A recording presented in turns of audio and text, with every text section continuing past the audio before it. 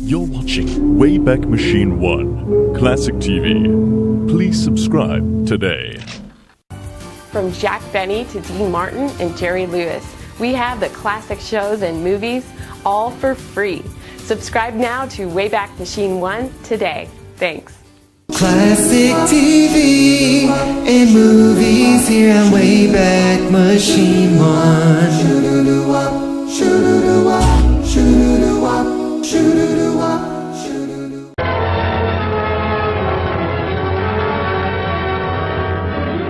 Singer for Star Playhouse presents David Niven, Dick Powell, Charles Boyer, Ida Lupino. The governor can see you now, Warden Jones. Thank you. Well, good morning, Governor. How are you? I'm here to ask for another stay of execution for Daniel Hartson. I had an idea that's what you wanted. The answer is no. Definitely, absolutely, and finally no. I stuck my political neck out to give Hartson one reprieve a month ago. No new evidence, no reason at all except your personal request. I know that. I know the newspapers made a stink about it, and about my ideas of running a prison. They certainly did. I know all the other pat speeches, too. You're governor, I'm warden of state prison, but fundamentally we're instruments of the state carrying out the due processes of law. Well, do you disagree with that? I most certainly do. Killing an innocent man isn't my job or yours either. Danny Hartson had a fair trial. As warden of the state prison, it's your duty to society to electrocute him? Oh, come on, Bill, that won't hold water. I long ago gave up the idea of blaming the state for what I do as warden. What I do in the name of the state, I'm responsible for as an individual. That's between you and your conscience, Grover. Bill, Daniel Hartson didn't kill that old woman. Ah, you're just carried away by sheer sentiment. I don't think I ever told you what first made me feel that Danny Hartson was innocent. Didn't start with Danny. Really started with his wife. A young, sweet, unsophisticated, frightened little thing. Insisted on seeing me in my office as far back as last May. I'll never forget her. Mrs. Hartson, unless you know something that wasn't brought out at the trial, you're wasting your time talking to me or anyone else. I do know something that wasn't in the trial, Mr. Warden. I know what's in Dan's heart. Dan never hurt nobody in his life. He ain't never gonna have no office like the governor's, like this one. And he ain't never gonna have no string of horses like Mrs. Ransom's old husband had. He's not an important man, Mr. Warden. But he's a good man. And he loved that poor old lady because she was good to me and Danny. I'm terribly sorry for you, Mrs. Hartson. But there's nothing I can do to help you. Warden, talk to Dan. Listen to him. Look at him. Then maybe you'll know what I know. All right, I'll talk to him. But I'm afraid nothing will come of it. Oh, if you talk to him, you'll believe him. If you believe him, something will happen.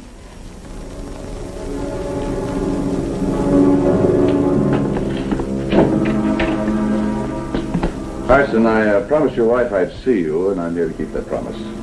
Talk. There's nothing much to say that wasn't in the newspapers. Oh, Mrs. Ransom, she took a fancy to Abby and Danny. He's our boy. He's 4 now. When she found out we was hard up, she let us live in a little tenant house in her place, rent-free. She wasn't a rich woman, but she was generous with what she did have, and mighty good to us. There was some question about hidden money, quite a large sum, wasn't there? Nobody ever found it, did they? Mrs. Ransom's husband had some racehorses one time or other, and folks always told her that he'd brought her a big lump of money he'd won, and she had it hid away. Well, I never saw no indication of it. I never believed it either. Okay, go on. The day she was killed, I fixed a trellis for her. And then I was going into Springdale to see a fellow about a job. The newspaper said you admitted you were drinking. The fellow had offered me the job, and we had a couple of drinks, but we were just celebrating. But you needed the money to get to Springdale. I went over to Mrs. Ransom's house to borrow it from her, and the door was open, so I stepped inside to call her. And then I heard some groaning upstairs. And when I went up, I found the poor old lady, and she was just lying on the floor. I picked her up and put her in the bed, and I picked up the hammer that had killed her, too. Turned out to be my hammer. I left it in a toolkit in the back porch. You still had it in your hand when you were arrested, as I remember. Yes, sir. But like I say, I'd been drinking some, and I was confused. I ran out of the house and hollered. It's about all I remember until they locked me up. And that's it, Harson. That's all you want to tell me. Nothing you know you haven't mentioned. I know one thing, Warden. I know you're going to kill me for something I didn't do any more than you did. You're going to take me away from Evie and Danny. I don't know, Evie. It was just too beautiful a thing to happen to me, but she did. And when Danny came, I just figured that I was the luckiest and the richest man in the world. I made all kind of plans for him right off the bat. We were going hunting together and fishing together, and I was going to teach him how to play baseball, and he was going to go to school clean through college and become a great man. Warden, do you think there was enough money in Mrs. Ransom's house, in the whole world, to make me back out of that? Harson, the trial's over. I doubt if there's any chance, but I'll talk to the prosecutor, the sheriff, and the governor. I'll let you know if there's anything I can do. There's only one thing you can do, Warden. That's execute me.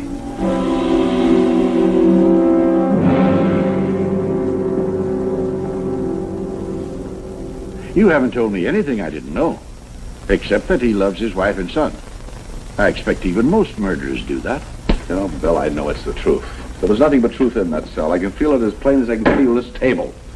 If we electrocute that man, we'll have betrayed everything we're supposed to stand for. Look at the facts, Grover. When I granted that stay of execution, there was an uproar about it. Last week you had a riot in the yard. A man's lying in the prison now, close to death as a result.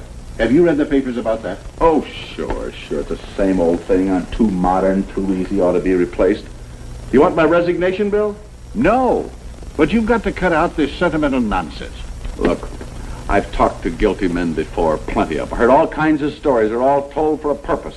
I was framed, they'll say, or I'm going to get a new lawyer and get a new trial.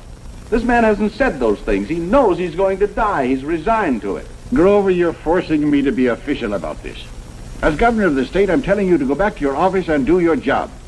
Danny Harsons is going to die tonight at midnight, on schedule. And I'm leaving town right now, in case you get any ideas about starting this argument again. All right. But wherever you go, you might think about this. No matter how fair a trial is, there's always the element of human error. All of us in prison work know that. We're working to try to correct it. But it is a fact that innocent people have been convicted through some kind of mistake. Now think about that at midnight, Governor.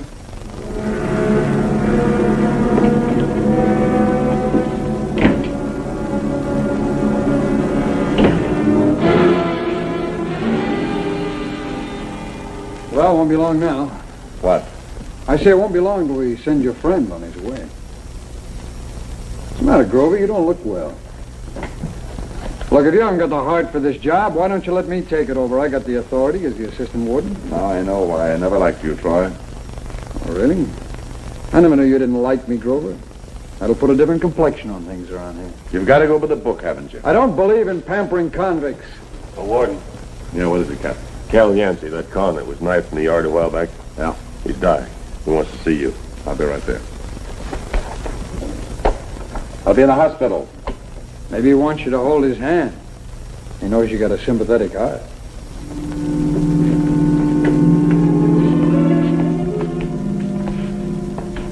Can I talk? How do you feel, Yancey? Doc says I'm dying. Who cut you? Didn't send for you on account of that. The Harson kid. What about the Harson kid? He He didn't kill that old dame.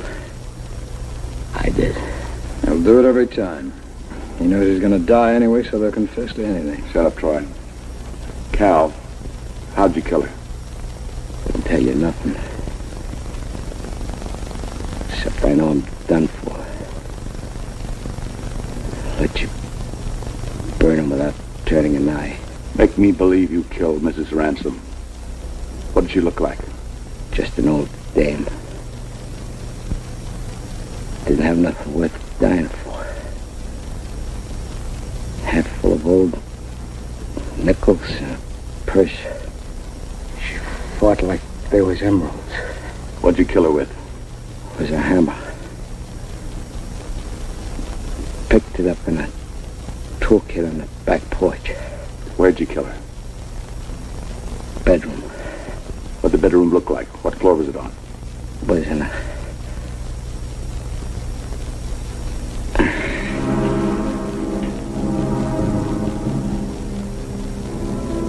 Coma. Won't be long. And if he comes out of it, get all the information you can, call me.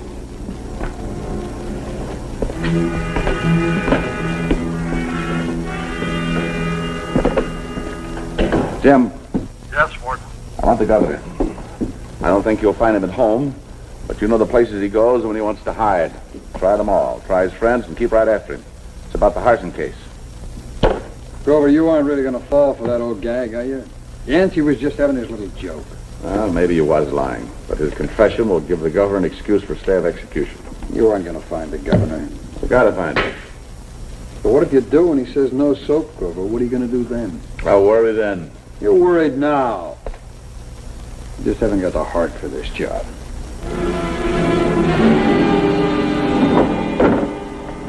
Jim, any line on the governor? Not yet. I just remembered he's got a brother in Morganstown. Harvey Borton. Try him there, will you? Only 30 minutes, Grover. Suppose you do find the governor. What are you going to tell him? Look, man, all you got's a dying con's word. Where's your proof? Yes? Warden, Yancey just died. Before he died, he told me that Mrs. Ransom's room was upstairs, left front. And then he mumbled something about there being a horseshoe design on the wallpaper. Thanks, Doctor. Just before he died, Cal Yancey identified the wallpaper in Mrs. Ransom's bedroom. So what? That means if he's right about the wallpaper, he was in the room and he did commit the murder. Or he was lying with his last breath. Yeah, we'll see.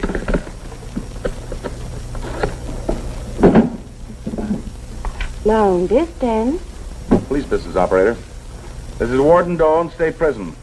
I'm going to speak with anyone at the residence of Mrs. Ransom, 863 North Fairview Lane in Kentville. Right. Hello, Jim. Just got an idea. The governor may not have left town at all. Try the Capitol Club, but don't waste time on the operator. Speak directly to the manager. I'm sorry, sir, but there's no telephone listed for a Mrs. Ransom at that address. I know that. She's dead, but connect me with whoever's living there now. And hurry. Boy, you never know when you're licked, do you? Your party is J.P. Pearson, and the number is 8492W. I'll connect you, sir. Sorry, sir, the line's busy. Well, break into the conversation. Now, don't argue with me. Go ahead. All right. Here's your party, sir. Hello? Hello, I'd like to speak to Mr. or Mrs. Pearson, please. They ain't home. And I don't think it's right for you to bust in on a body's conversation like that. Who are you? I'm Millie, the babysitter. And I've got a right to use this phone. The Pearsons told me I could. Millie.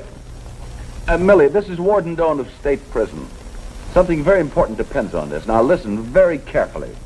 I have to know whether there's a horseshoe design on the wallpaper in the upstairs left front bedroom. How would I know about the wallpaper in the front bedroom? I've never been up there. Mister, what a question. Millie, now please, I want you to go upstairs and look at the wallpaper. Well, I never. Telling an old lady like me to run up the stairs and look at wallpaper. What's ailing you, mister? Millie, please. There's a man here who's going to die unless you find out about that wallpaper. Man, going to die? Oh, all right. I'll do it. You wait right here.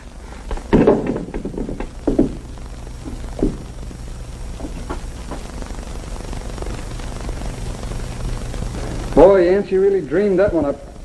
Horseshoe. What's bothering you? Horseshoes on an old lady's bedroom wallpaper? Who ever heard of such a cockeyed thing? Her husband, Martin Ransom, made and lost a fortune with a string of racehorses before he died. Why shouldn't there be horseshoes on the wallpaper?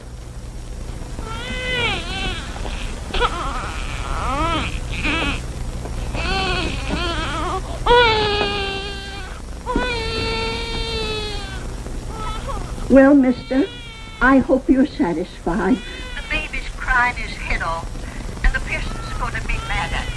And there's no horseshoes on that wallpaper in the bedroom. Only little pink roses. Thanks, Millie.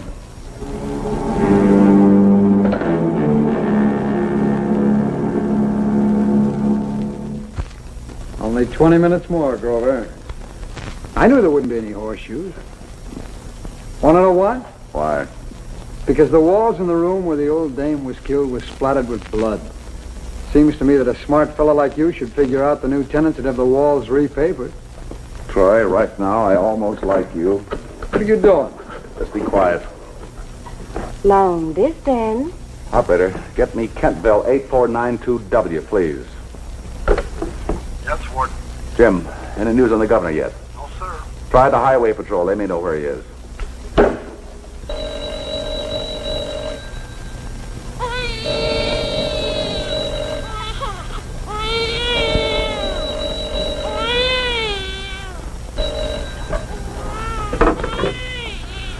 Hello? Millie, this is Warden Doan. Oh, it's you. Mister, you woke the baby again. Land's sake, can't anybody have any peace around here? I told you about the wallpaper. Millie, that bedroom must have been repapered. Mister, the baby's crying. I ain't got time to talk to you about Wallpaper? Millie, now listen to me. This is very important. I want you to do something for me. I want you to take a knife, go upstairs, and cut off a square of the wallpaper. Why on earth should I do that? Because if that second layer of paper has a horseshoe design on it, you will have saved a man's life. I can't go around destroying other people's property like that. What would the Pearsons think? They'll be proud of you, Millie. You'll be the most famous babysitter in the whole state. Now, please hurry. Well, if you say it's necessary. Only 17 minutes more, Grover. What do you think you're going to accomplish in that time? Suppose there is a horseshoe design on that wallpaper. You can't stop an execution on your own authority. And don't bother trying to get a hold of the governor. Where he is, there isn't any telephone. You know where he is? Sure, he's hunting lodge at Pinecrest. There's no phone there. Why didn't you tell me? I got to send a messenger for him. Oh, Grover, why don't you give up on this? That guy Harson's is guilty. Pinecrest? That's across the state line, isn't it? What of it? Yes, sir. Jim, forget Governor Borden. Get me Lieutenant Governor Jackson right away. What's the idea of waking up the lieutenant governor? What good do you think he can do you? Governor Borden's out of the state, isn't he? Just a few feet across the border, but he's still out of the state. So? So that makes Tom Jackson acting governor with full executive powers until Borden comes back. Hold that. Let me know the minute Millie comes on. Yeah? He's on the line. Hello, Tom. Grover Doan. Grover, what's the idea of waking me up in the middle of the night? Tom, Governor Borden is out of the state, so that makes you acting governor. So what? I want you to issue a stay of execution in the Harson case. I think I have proof that he's innocent. A convict just made a deathbed confession. Grover, I can't take that kind of action without consulting the governor. Tom, do you want the death of an innocent man on your hands? No. Here, Grover. Here she is. Hold on, Tom. I think I've got the proof right here on the other line. Yes, Millie? I did what you told me to. I ruined the Pearsons' wallpaper, and heaven knows what they're going to say to me. And the baby's fretful. Millie! Mercy, don't shout. I was going to tell you that there's only one layer of wallpaper, and that has no horseshoes on it. Only little roses. Thanks, Millie. Hello, Tom. Tom, something's gone wrong, but I'm sure it's something I can straighten out if you'll just give me a half an hour. You've got to issue that stay of execution. Listen, Grover, I know your attitude in the Harson case. You're not going to take advantage of a legal trick to put me on the spot. Execute him.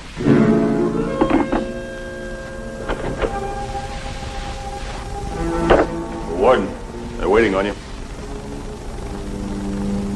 What's the matter, Warden? You sick? Yeah, he's sick. Sick to his stomach. Maybe I'd better take over, Grover. No!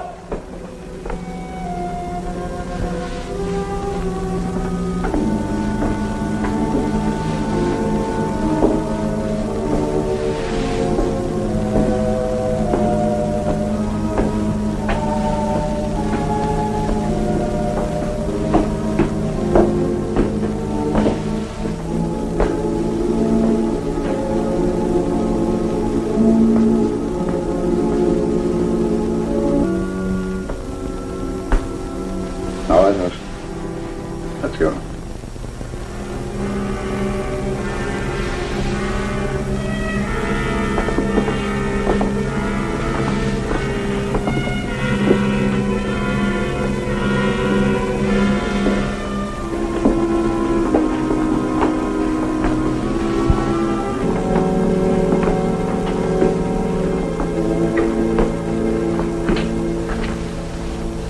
Thanks, Warden. For trying. Put him back in his cell. What? Put him back in his cell. The execution's off. You've gone nuts, Grover. You haven't got the authority to call off an execution. I'm warden here. Put him back in his cell. Now, wait a minute! The warden's gone out of his mind. I'm going to take charge here, Grover. I'll bring that guy. Now put him back in his cell.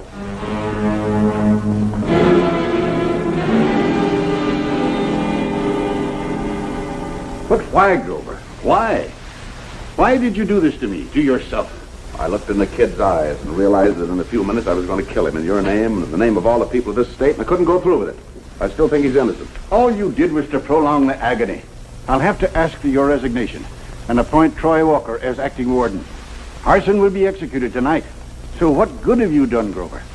Well, I flushed you out of hiding. I thought you'd listen to reason and give Harson another stay of execution. On the basis of a deathbed confession that you yourself proved to be a lie? No, Grover. The corridor's full of newspapermen waiting for a statement. And this time, even I can't help you.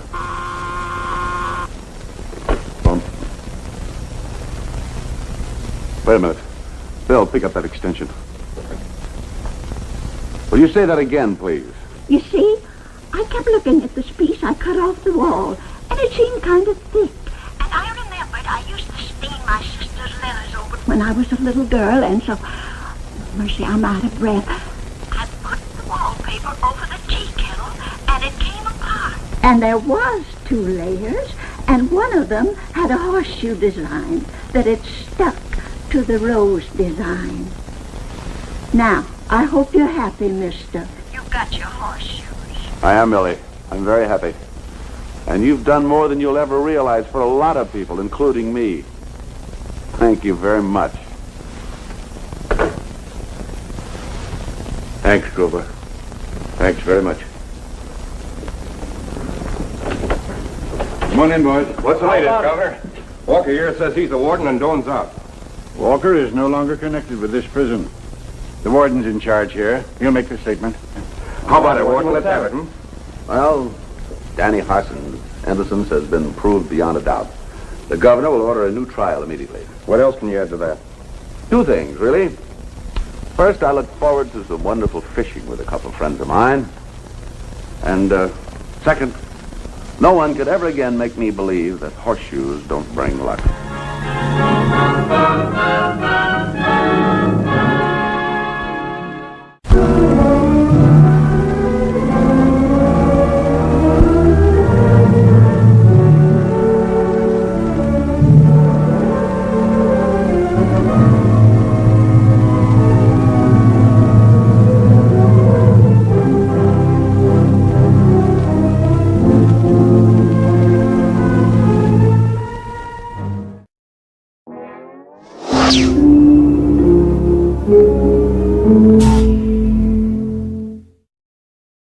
for Lucy, Groucho, Martin and Lewis, classic sci-fi. We have them all here on Classic TV. Wayback Machine 1. Subscribe today.